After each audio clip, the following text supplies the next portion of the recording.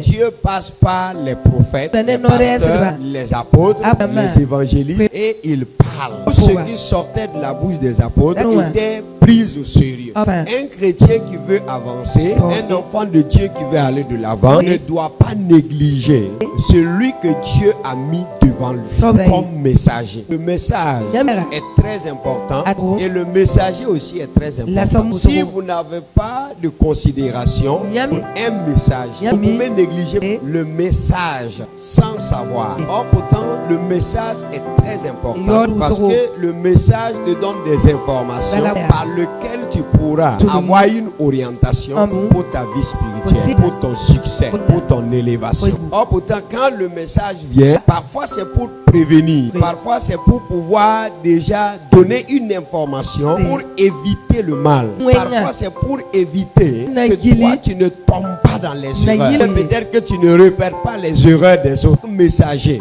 n'a pas sa propre parole, mais il vient avec la parole de quelqu'un. Donc quand on dit un messager de Dieu, c'est-à-dire c'est Dieu qui l'a envoyé avec le message. Dieu va continuer toujours à parler parce que son message est pour son peuple. Dieu ne parle pas au monde. Par exemple, le message que vous écoutez à l'église, Dieu n'utilise pas ce message pour parler avec les passants. Dieu peut parler avec les passants, les gens du dehors, mais d'une autre manière. Mais dans l'église, lorsque Dieu parle, ce message est pour vous. Voilà pourquoi vers la fin, Dieu a parlé avec Jean en lui donnant des révélations. Et chaque message qu'il lui a donné, c'est pour une église. Chaque église a son message.